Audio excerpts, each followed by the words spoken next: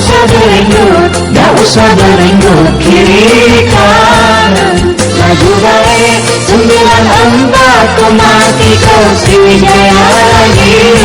Maju baik 94,3 Sriwijaya Radio.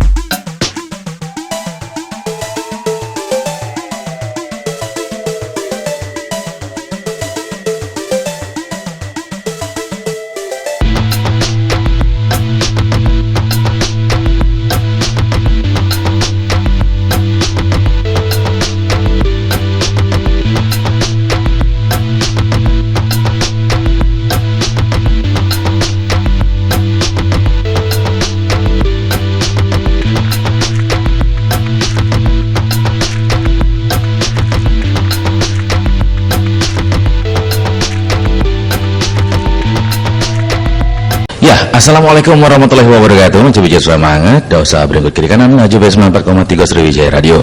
Sekolah-sekolahnya Radio Palembang, jaringan media etik Indonesia. Apa kabar Mencoba semangat di sore menjelang malam kali ya. Selamat sore untuk Mencoba semangat yang baru bergabung juga, dan kita depak sedengat nih Cek Pinyo. Kita usir denget ya selepas Mang Beden ngobrol-ngobrol Mencoba semangat dengan tamu-tamu istimewa Mang Beden di sore hari ini di Talkshow Sriwijaya tentunya. Dan Mencoba semangat sore ini Mang Beden sudah kedatangan 2 tamu. Tapi Mang Beden rahasiakan dulu siapa mereka. Ganteng-ganteng yang pasti Mencoba semangat. Kalau daftar masih bisa Pak? Masih bisa, dapat ya? Sudah habis. Jangan, gak yang di rumah marah. Oke, mungkin apa namanya Pak Ahmad agak ditarik mic-nya Pak. Ya, lebih dekat dikit. Saya itu jadi suaranya kayak bakal lebih jelas. Baik, Maju Biju Semangat sebagaimana diamanatkan di Undang-Undang Dasar Negara Republik Indonesia tahun 1945 tentunya wilayah kesatuan Republik Indonesia dibagi atas daerah provinsi, dan daerah provinsi ini dibagi lagi atas daerah-daerah dan kabupaten kota Maju Biju Semangat yang masing-masing sebagai daerah otonomi tentunya. Dan sebagai daerah otonomi, daerah provinsi, kabupaten kota, Kota Palembang ini punya pemerintah daerah yang melaksanakan fungsi-fungsi pemerintahan daerah, yakni pemerintahan daerah dan DPRD Maju Biju. Nah, kepala daerah adalah kepala pemerintahan daerah baik di daerah provinsi ataupun kabupaten dan kota yang merupakan lembaga eksekutif di daerah. Sedangkan DPRD merupakan lembaga legislatif di daerah baik provinsi maupun kabupaten dan kota. Kedua-duanya dinyatakan sebagai unsur penyelenggara pemerintahan di daerah, dan ini ada tercakup di pasal 44 Undang-Undang Nomor 32/2004 Maju Biju Semangat. Nah, Maju Biju Semangat berkaitan dengan hal tersebut, Maju Biju Semangat di sini tidak terlalu mengenal Maju Biju Semangat dengan itu. Yang pasti kita akan ngobrol langsung dengan Bapak dari Kesbangpol dan juga dari KPU yang tentunya kompetensinya pas untuk kita ajak ngobrol sore hari ini. Peran Kesbangpol dalam mendukung kelancaran pemilu dan pemilu kada. Kita sapa dulu yang dari Kesbangpol yang ganteng ini. Kalau kami jenguk pecah siapa ya? Ada artis kita ini nih, bukan artis. Ngaku deh, Tengku Wisnu aja bisa banget. Ada Pak Kurniawan Kantinoko, APMSI Pak ya, Kepala Bidang Politik. Ya benar Pak ya. Benar. Oke. Selamat sore lah. Selamat sore Pak. Selamat sore Bang Bidin. Aku panggil Mang Ahmad ini. Ya, aku panggil Mang Ahmad ya. Karena di sini panggilnya Mang Pak. Mang Ahmad ya. Mang Wawan. Mang Wawan. Oh salah. Berarti Mang Wawan, Mang Ahmad Sulan. Oh iya, Mang Wawan. Kantinoko ini apa nih Pak? Ini kayaknya agak sedikit aneh namanya ya, tapi agak Jepang saya itu nah ya. Apa ada keturunannya Pak? Dari marga Pak? Tidak, semacam yang jelas itu anugerah dari kedua orang tua. Amin. Ada arti yang positif tentunya. Oke, di sebelahnya ada yang ganteng lagi nih ya, ada Pak Ahmad Nafi, Komisioner KPU Sumsel. Selamat sore Pak. Selamat sore. Baik, pemirsa pendengar Sriwijaya Radio. Iya. Ya. Bagaimana Mang Koi? Audionya cukup? Sip kalau mah itu. Baik, Maju Biju Semangat, Bang Bidin juga bakal ngundang Maju Biju Semangat KG di lain tempat. Oke, sesi kedua ya.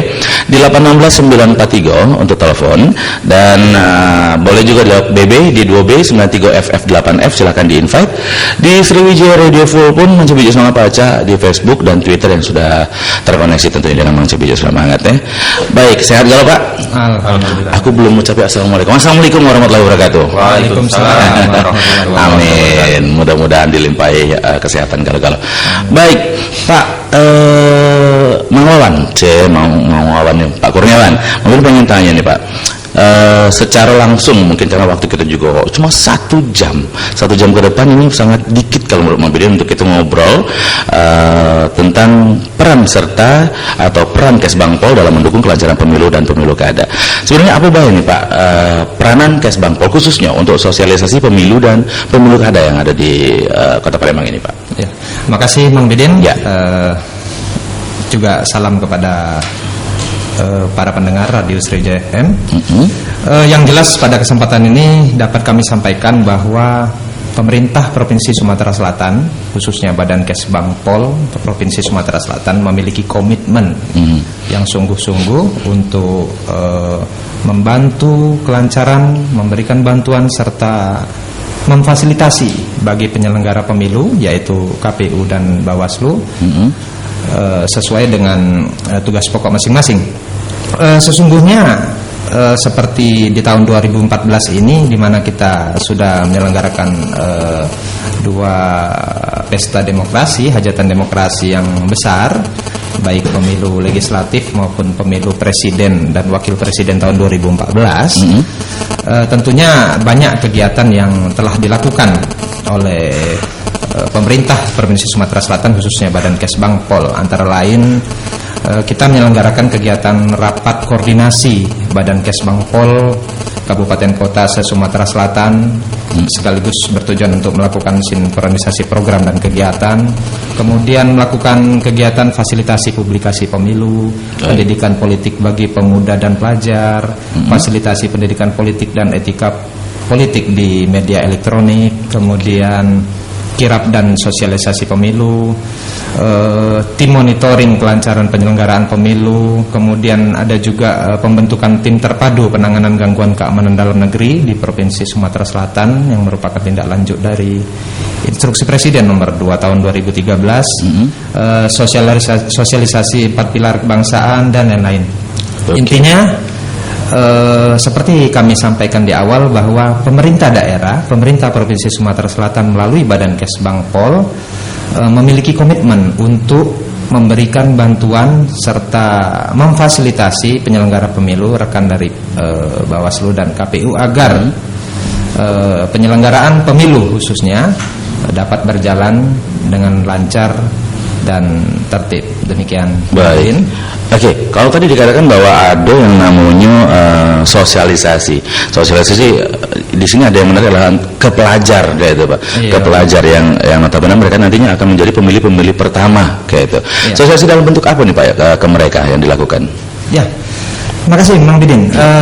Banyak pola, banyak strategi yang kita lakukan untuk sosialisasi. Artinya tentu dalam melakukan sosialisasi kita harus melihat audiens. Seperti kita meminjam istilah marketing, mungkin kita melihat pangsa pasar. Jika kita melakukan sosialisasi pendidikan politik bagi generasi muda dan pelajar, tentu metode yang kita lakukan pun yang menyentuh ataupun mengena kepada kaum pelajar ataupun kaum generasi muda yang notabene usia muda. Konsumen lah istilah kalau marketing tadi, Pak, ya. Artinya kita harus bisa masuk ke seluruh lini. Metode sosialisasi pendidikan politik bagi generasi muda dan pelajar tentunya kita lakukan di sekolah-sekolahan, kemudian menggunakan metode-metode yang ada live musiknya, ada tidak terlalu seremonial namun tetap mengena esensinya. Demikian antara lain, ya. Agar mereka sebenarnya maksudnya gini, tadi ada konser musik yang dilakukan, koneksinya untuk penyuluhan yang dilakukan apa nih, maksudnya apakah nanti di sela-sela musik itu kita sampaikan dalam bentuk apa gitu, enggak, gimana nih, Pak? Ya, bukan semacam konser tapi kita iringi. Artinya seperti yang saya sampaikan tadi kan, antara lain metode yang kami lakukan karena konsumennya, audiensnya atau goalnya adalah pemuda dan pelajar, kita tentu menggunakan pola-pola pendekatan yang mengena sesuai dengan jati diri mereka yang notabene usia muda. Jadi apa kira-kira bagaimana kita mencapai tujuan tapi tidak terlalu kaku. Kalau kita melakukan sosialisasi semacam pidato saja, itu tentu akan membosankan, bahkan dikhawatirkan nanti maknanya tidak bias nanti, Pak, ya, malah ya. Baik. Tadi juga dikatakan ada monitoring kelancaran, monitoring dalam bentuk apa nih, Pak, yang dilakukan oleh Kesbangpol? Ya. Makasih, Bang Bidin. Sebenarnya kewajiban bagi pemerintah daerah untuk kelancaran pelaksanaan pemilu dan pemilu kada ini ada dasarnya, yaitu di pasal 126 Undang-Undang Nomor 15 Tahun 2011 tentang penyelenggara pemilu.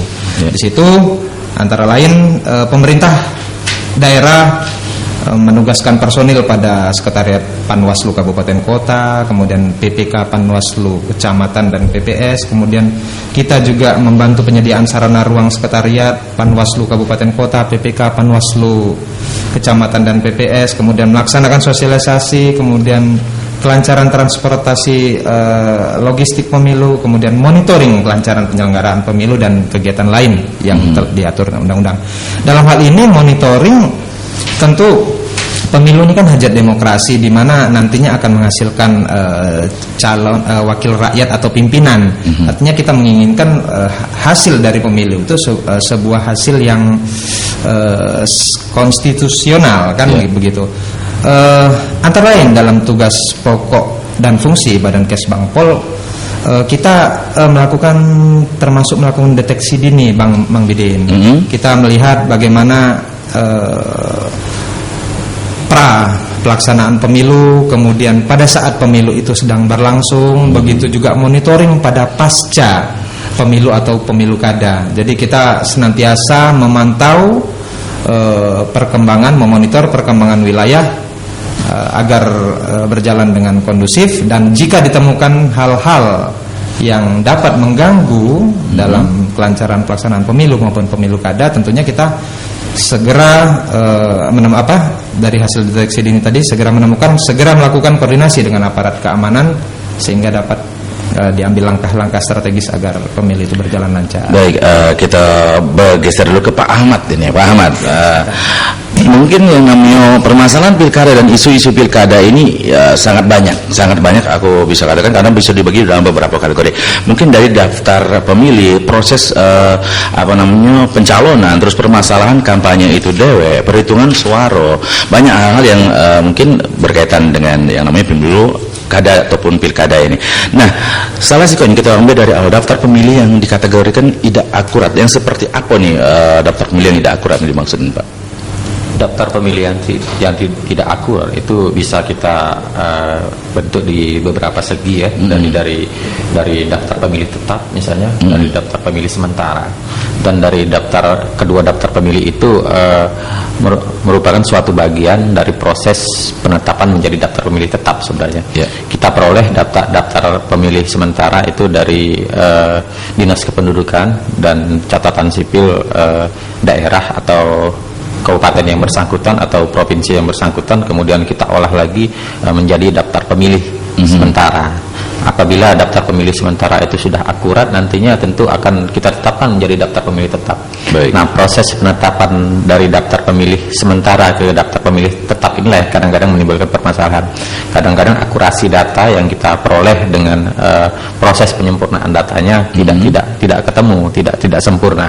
Baik. Sehingga kadang-kadang ada data yang sudah kadaluarsa, misalnya orang itu sudah meninggal dunia tapi masih juga terdaftar di DPT misalnya. Itu menjadi koreksi bagi kita karena proses pendataan ini berlangsung tidak secara kontinu karena kita memproses data itu juga waktunya juga hanya pada saat pemilu kada atau pemilu. Update-nya setiap kali pemilu cuma update-nya. Update-nya begitu. Jadi proses itu yang harus kita sinergikan dengan proses pendataan yang ada di pemerintah dalam hal ini. Baik. Jadi akurasi data itu menjadi PR kita bersama ya dengan pemerintah untuk mengkonkretkannya, jangan sampai di kemudian hari terjadi suatu permasalahan, misalnya ada penduduk yang tidak terdaftar misalnya di DPT sehingga mereka untuk menyatakan hak pilihnya itu terhambat.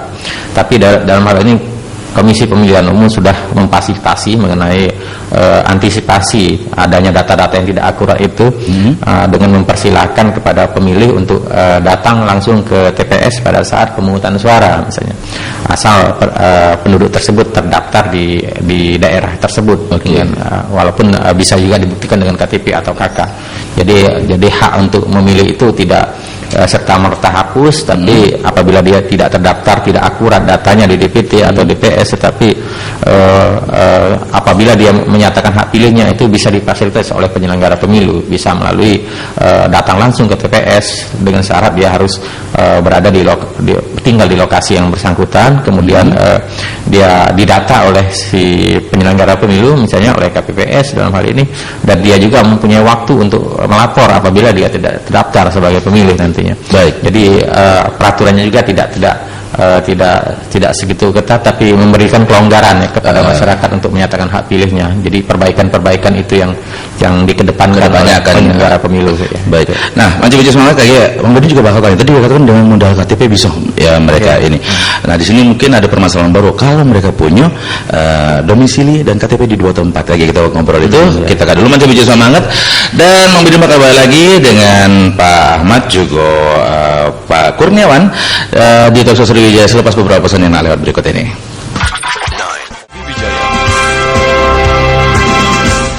Ya, balik lagi masih bersama di Talk Show Sriwijaya dalam peran Kesbang Pol dalam mendukung kelancaran pemilu dan pemilu kada. Masih bersama dengan Bapak Kurniawan Kantinoko APMSI dan juga Bapak Nafi Komisioner KPU Sumsel.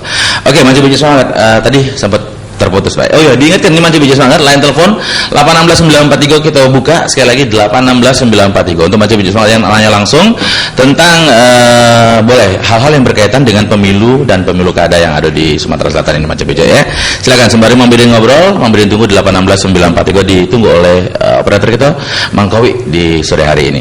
Baik, tadi Pak, tadi katanya mereka yang punya KTP asal bisa menunjukkan bahwa jati diri mereka benar adalah penduduk setempat bisa memilih saat pemilihan kayak itu. Nah, yang jadi masalah apakah yang kan ada 2 KTP punya, mungkin dari dusun punya, di sini punya lagi, itu kayak mana tuh Pak? Ya, dalam hal penyampaian hak pilih pada di KPPS itu kan tentu akan didata dulu apakah dia terdaftar atau tidak di TPS tempat dalam hal lokasi tempat tinggalnya. Apabila dia terdaftar maka dia mempunyai hak untuk menyatakan hak pilihnya. Tetapi apabila dia tidak terdaftar dia bisa dimasukkan ke data pemilih khusus tambahan dalam hal ini. Jadi dalam proses itu tentu ada upaya-upaya administrasi yang kita laksanakan ya. Tentu saja kita juga mempunyai kewajiban apabila dia ingin menyatakan hak pilihnya dan dia melapor kepada KPPS tempat, tentu kita juga akan meng-cross check apakah namanya terdaftar di TPS setempat atau dia sudah terdaftar di TPS yang lain. Tentu dalam hal ini koordinasi antar penyelenggara itu dibutuhkan. Dalam hal ini kita harus meng-cross check ke TPS asal dia, misalnya dia selama ini bekerja sebagai pekerja di Palembang misalnya, tapi dia tempat tinggalnya ada di Baturaja misalnya, kemudian dia sebagai mahasiswa kuliahnya di Palembang tapi tempat tinggalnya di Baturaja, tentu dia harus menyatakan hak pilihnya itu di satu tempat tentu saja. Tapi tidak menghalangi dia untuk menyatakan hak pilihnya, misalnya dia ada di Palembang dalam hal ini. Jadi penyelenggara wajib memfasilitasi itu dan harus dipastikan bahwa dia tidak menyatakan hak pilihan di 2 tempat itu, sehingga ini menyangkut juga dengan ketersediaan surat suara dalam hal ini. Karena di dalam peraturan KPU sendiri surat suara itu hanya disediakan sebanyak 2% dari jumlah pemilih tetap yang ada di lokasi itu. Baik, kalau dari calon pemilih dan parpol sendiri bagaimana sikap mereka untuk akurasi data ini Pak? Ya, kita sangat mendapat masukan yang sangat positif dari partai politik ya, karena ini menyangkut konstituen mereka juga dalam hal pemilih ini. Karena yang saya dapat mereka kurang peduli akan hal itu gitu. Memang dari sisi organisasi partainya sendiri mungkin kepedulian itu lebih kecil dibandingkan dengan calon legislatifnya. Karena apabila calon legislatif yang sudah ditetapkan mengenai daerah pemilihannya, tentu dia akan sangat peduli dengan pemilihnya dalam hal ini. Jadi inilah yang sangat-sangat kita harapkan, sehingga mereka memberikan masukan yang positif juga bahwa apabila ada pemilih yang tidak terdaftar di daerah pemilihan mereka, itu mereka akan sangat-sangat kritis sekali untuk melaporkannya kepada KPU misalnya, atau kepada penyelenggara lainnya di jajaran KPU. Sehingga ini juga mendapat respon dan kita coba tidak lanjuti ini apakah memang benar pemilih itu tidak terdaftar atau ada akurasi data yang tidak tepat dalam hal ini dalam proses penetapan mereka sebagai daftar pemilih. Baik, sejauh mana kontrol Panwaslu sendiri untuk akurasi data pemilih ini Pak? Panwaslu bisa berkoordinasi dengan KPU dalam hal ini, kepada pemilih juga bisa berkoordinasi dalam hal pencatatan pemilih-pemilih yang tidak terdaftar. Para pemilih yang tidak terdaftar misalnya akan melaporkan kepada Panwaslu, dan Panwaslu jelas akan menindaklanjuti karena ini menyangkut administrasi kepemiluan dan ini harus ditindaklanjuti oleh KPU apabila dia tidak terdaftar. Tapi memang aturan jelas memberikan limit waktu, apakah kapan mereka harus melaporkan itu, kemudian masa tahapan pemilu apakah sudah masih bisa dilaksanakan mengenai laporan itu. Nah ini yang menjadi itu jalan bagi kita, apakah itu bisa dilaksanakan atau tidak itu. Baik, saya kembali lagi ke Pak Kurniawan nih Pak Kurniawan. Oke, tadi dikatakan ada sosialisasi kepada pemuda-pemuda dan banyak sosialisasi yang dilakukan oleh Kesbangpol sendiri. Nah, kemana aja nih selain tadi sosialisasi sama pemuda dan pelajar, terus sosialisasi kemana lagi yang dilakukan oleh Kesbangpol Pak yang sudah dilaksanakan? Ya, Terima kasih Mang Bidin. Ya. Jadi mengenai kegiatan sosialisasi itu bisa kita lakukan dalam berbagai bentuk dan juga banyak sasaran, antara lain pemuda dan pelajar.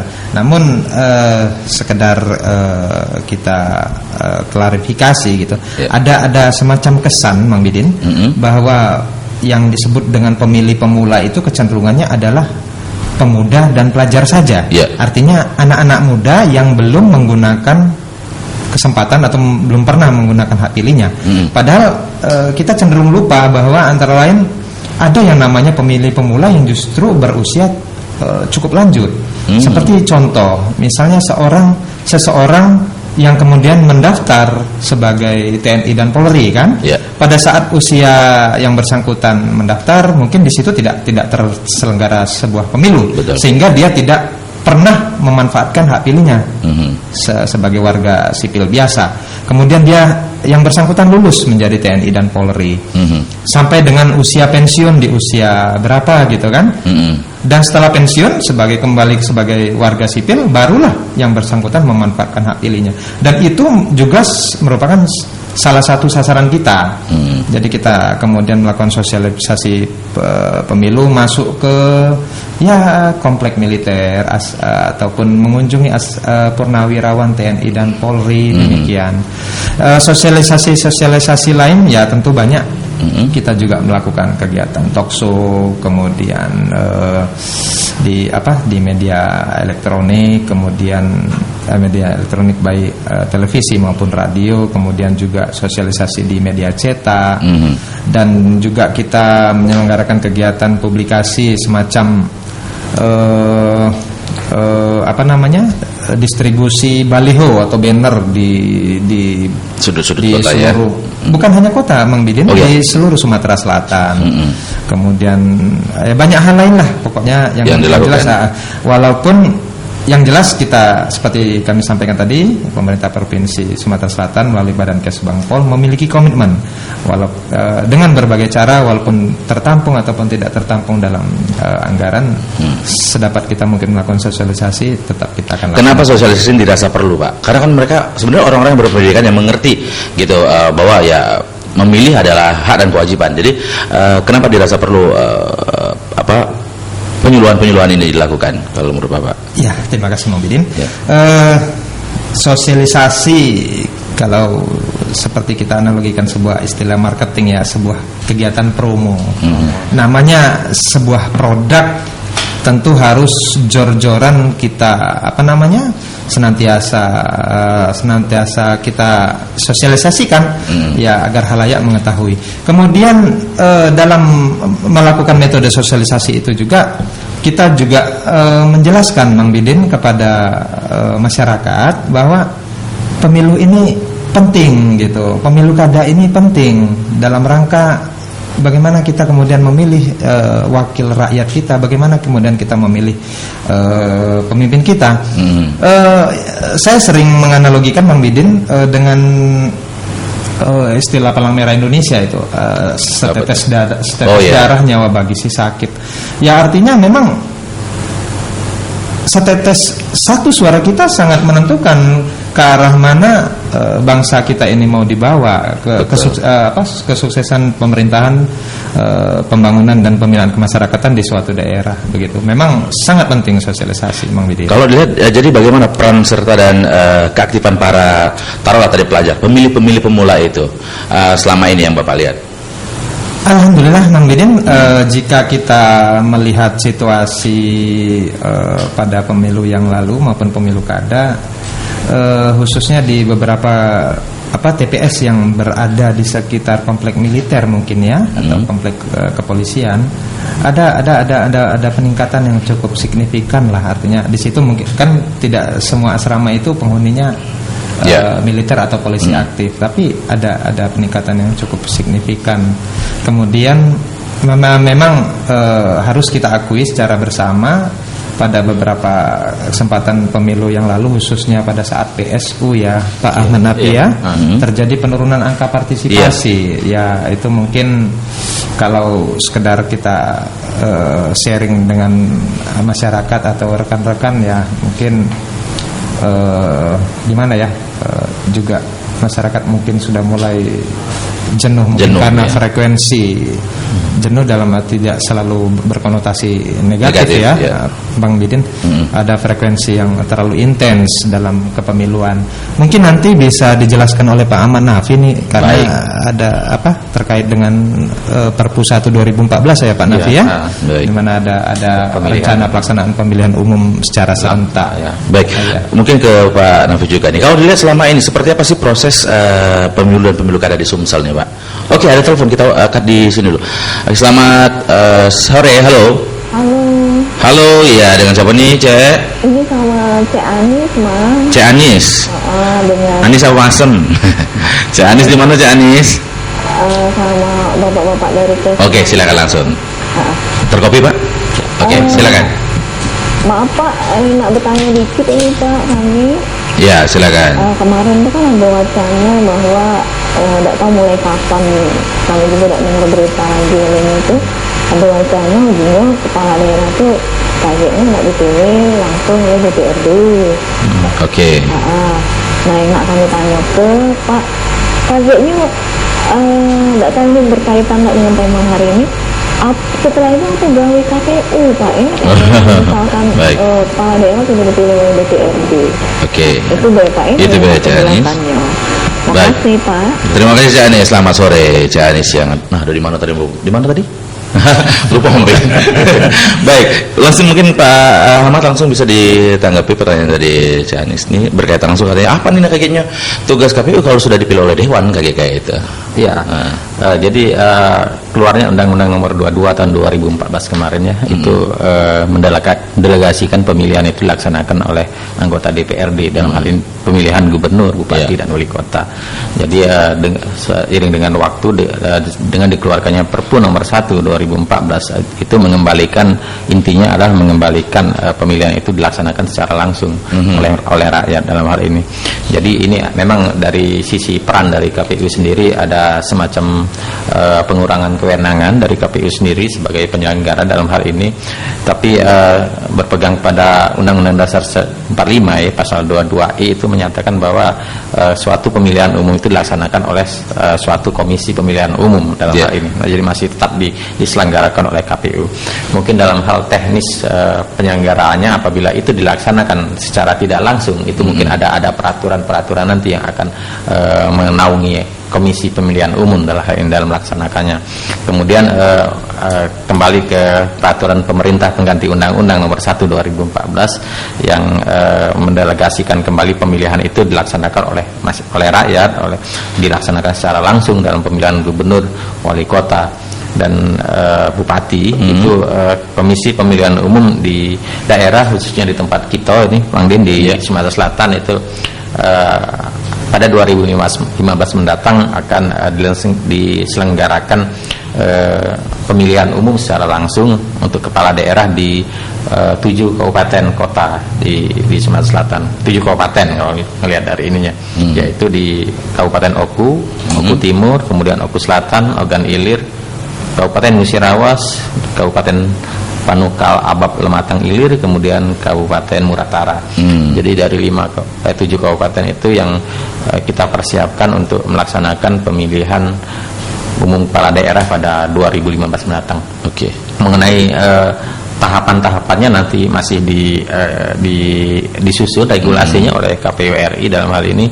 Mengenai waktu pelaksanaan juga, mengenai pemungutan suara masih ada ketentuan ya yang harus dilaksanakan juga oleh KPU RI dalam hal ini, karena ini dilaksanakan secara serentak di seluruh Indonesia. Ada 204 pemilihan umum kepala daerah dilaksanakan seluruh Indonesia, tapi pelaksanaan serentak termasuk di Sumatera Selatan nantinya. Jadi mengenai waktu masih disusun, mengenai jadwal tahapan masih disusun lebih lanjut regulasinya itu.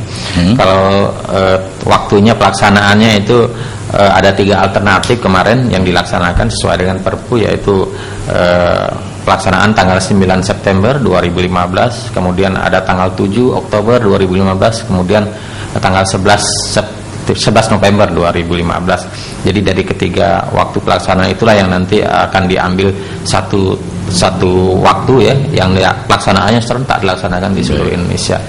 Jadi juga nggak setara merta tiba-tiba KPU nggak ada peran gitu ya? Jadi mungkin pengurangan ya, pengurangan dari tugas dan kewenangannya itu masih ada di situ karena kita diamankan juga di dalam Undang-Undang Dasar 45, kemudian di Undang-Undang Nomor 15 Tahun 2011 itu jelas masih ada peran KPU di dalam pelaksanaan pemilihan umum. Baik. Tadi sempat tadi kan dilempar sama Pak Kurniawan. Mungkin ada satu pertanyaan. Kalau selama ini dari data yang dari beberapa pihak yang mendata terkait dikabarkan bahwa jumlah pemilih dan partisipasi masyarakat atau pemilu dan pemilu kada menurun.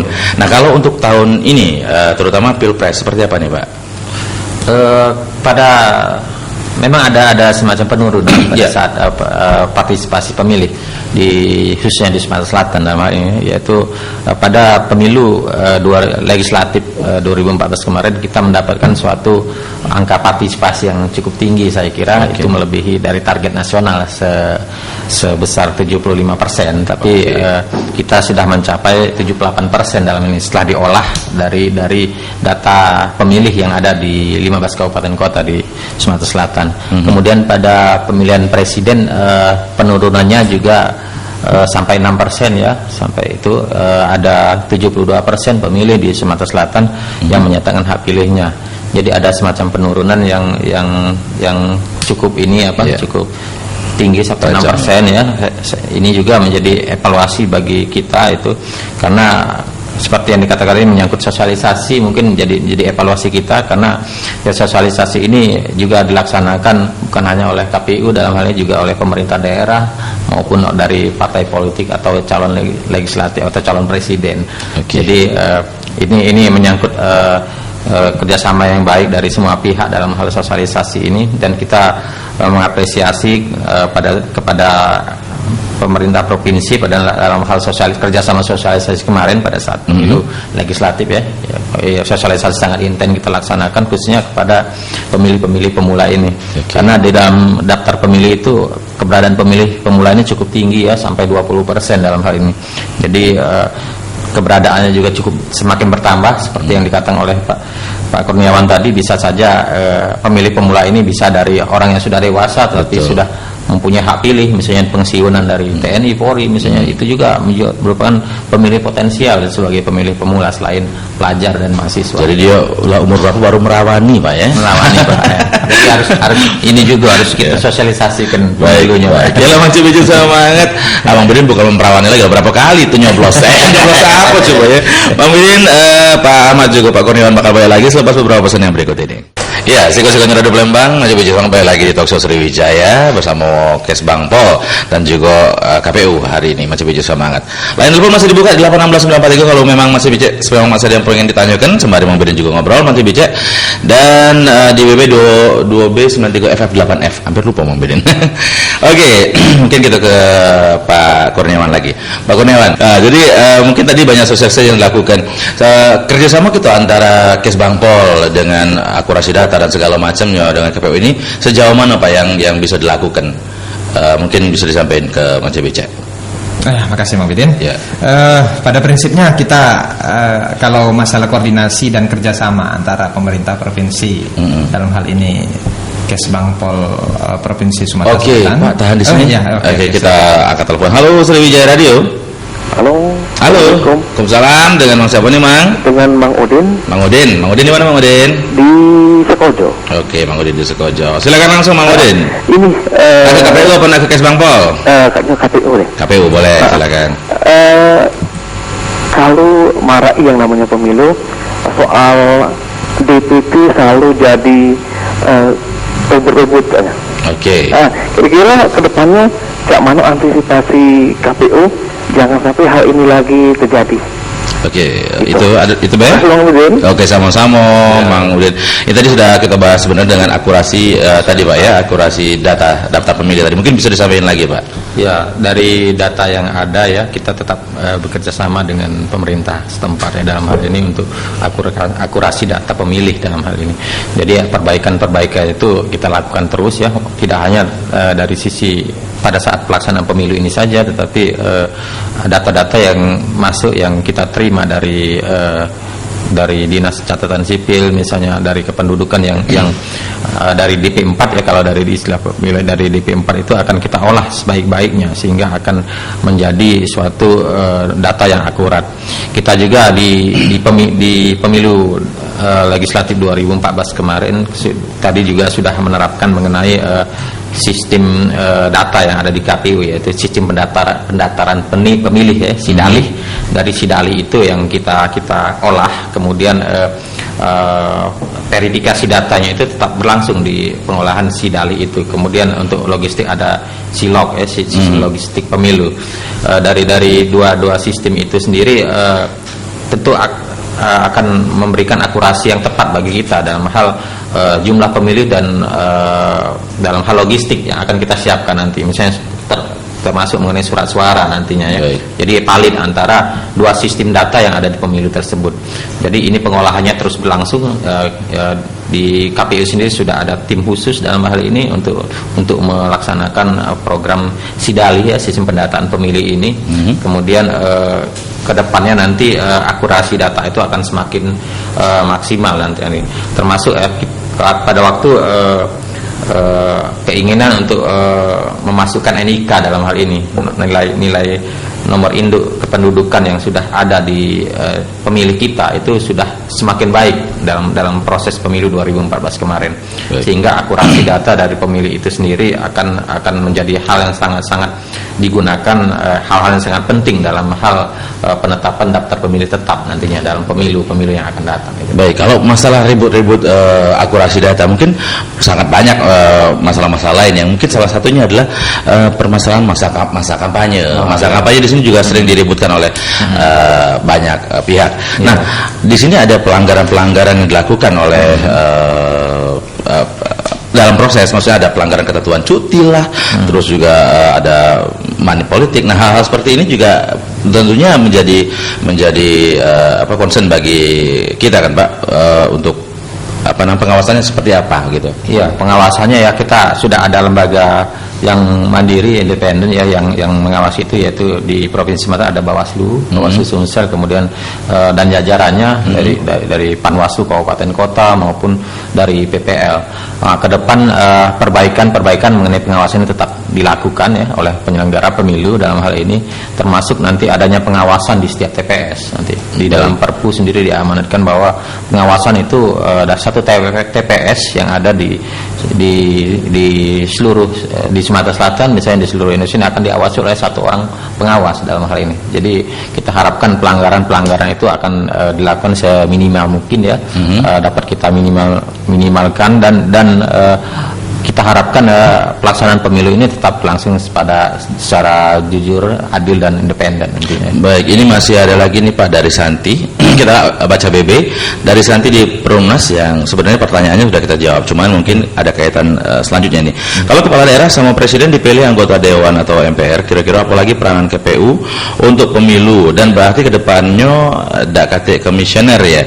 Kalaupun masih ada, tahun depan masih ada tidak pemilihan komisioner, katanya begitu. Iya. Ya kita bisa dijawab lagi Pak. Ya, kita berpegang dalam peraturan pengganti undang-undang dan Undang-Undang Dasar 45 bahwa penyelenggaraan pemilu tetap dilaksanakan oleh suatu komisi pemilihan umum.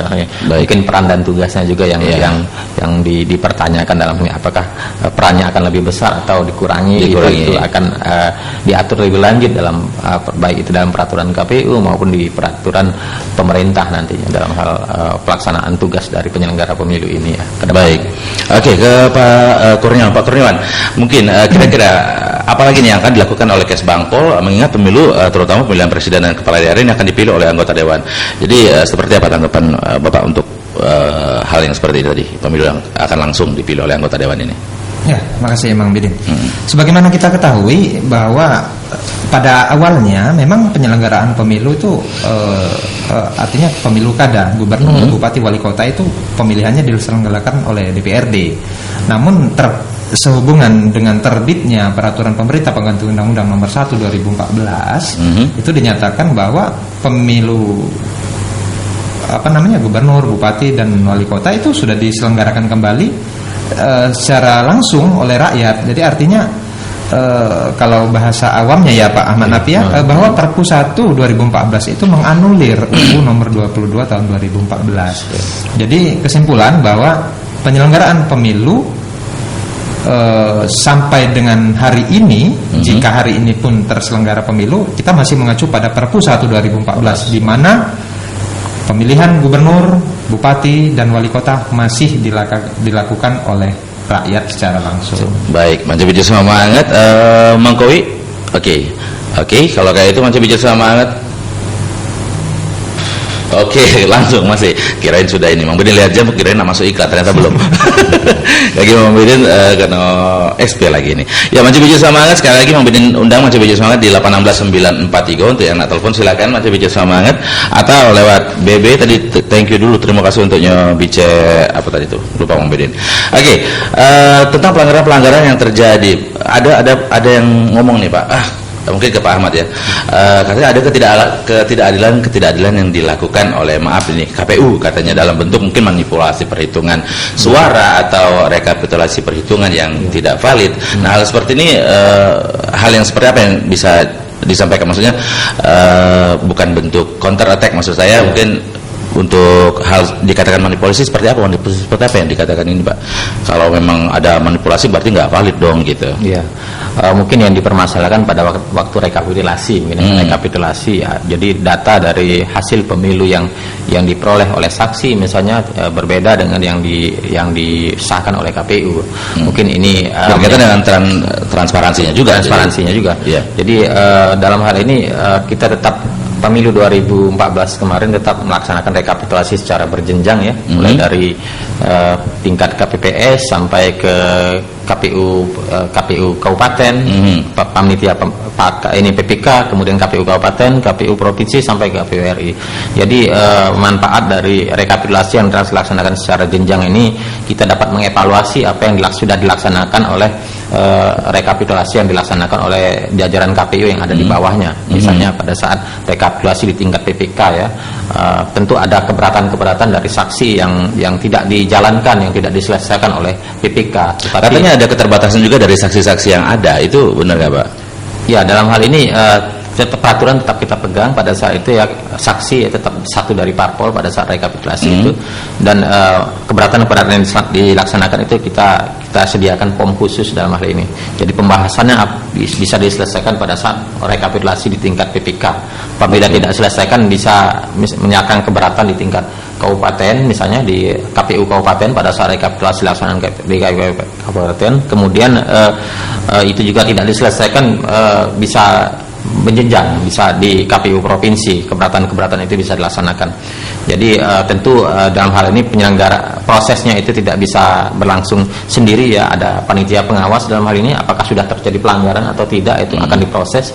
Kemudian dari Bawaslu atau Panwaslu sendiri tentu ada rekomendasi dalam hal proses keberatan-keberatan ataupun yang hal-hal yang disanggah oleh saksi-saksi tersebut. Baik. Jadi ini sudah berlangsung, dan banyak sekali memang permasalahan di level bawah ya. Dalam hal ini kita juga perlu perbaikan sistem dalam hal ini, sistem rekapitulasi juga, bagaimana agar rekapitulasi ini bisa berlangsung dengan cepat dalam hal ini, tapi mempunyai akurasi yang kuat, yang bisa dipertanggungjawabkan juga nantinya. Jadi berkaitan juga dengan kelengkapan instrumen untuk mengontrol akuntabilitas dari PPK, KPU, kabupaten kota, itu juga berkaitan dengan hal itu Pak ya? Iya, berkaitan. Jadi sinergisitasnya itu bisa dilaksanakan melalui panitia. Kalau kelengkapannya memang sekarang kurang atau gimana Pak untuk instrumen itu? Untuk instrumen itu ya kita tetap menggunakan proses rekapitulasi secara manual ya itu dilaksanakan. Kemudian autentisitas dari data itu tetap ada itu. Jadi inilah yang sering diangkat apabila adanya partai atau calon legislatif yang mempermasalahkan itu sampai ke tingkat Mahkamah Konstitusi.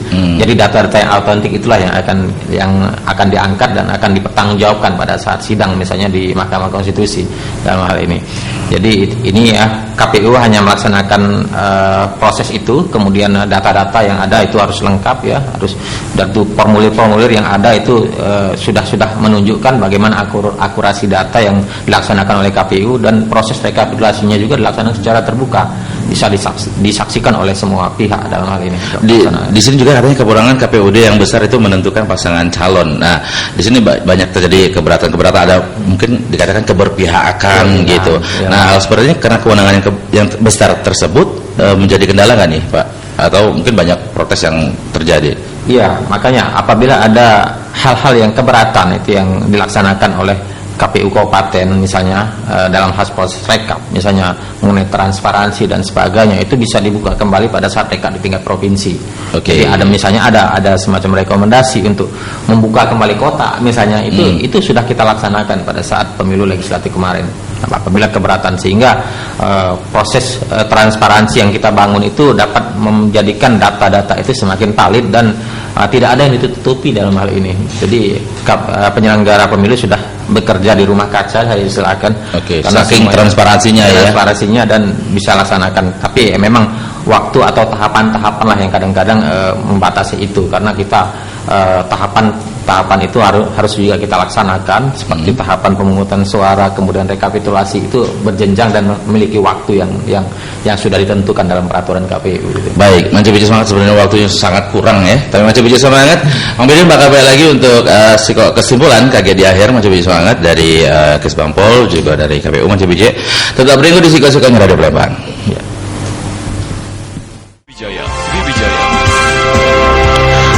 Ya, baik lagi di Talkshow Sriwijaya, Manca Bija semangat, dan Kulo Mang Beden, juga Pak Kurniawan Kantinoko APMSI, Kepala Bidang Politik, dan juga dari Kesbangpol, dan ada Bapak Ahmad Nafi, Komisioner KPU Sumatera Selatan. Dan bacaannya kita tidak baca berpanjang lebar lagi karena waktu kita sudah semakin mepet. Bapak-bapak ini juga banyak tugas mungkin yang harus dilakukan, dan Mang Beden pengen juga minta kesimpulan mungkin dari Pak Kurniawan dulu. Apa yang bisa disampaikan untuk Manca Bija semangat pendengar Sriwijaya Radio?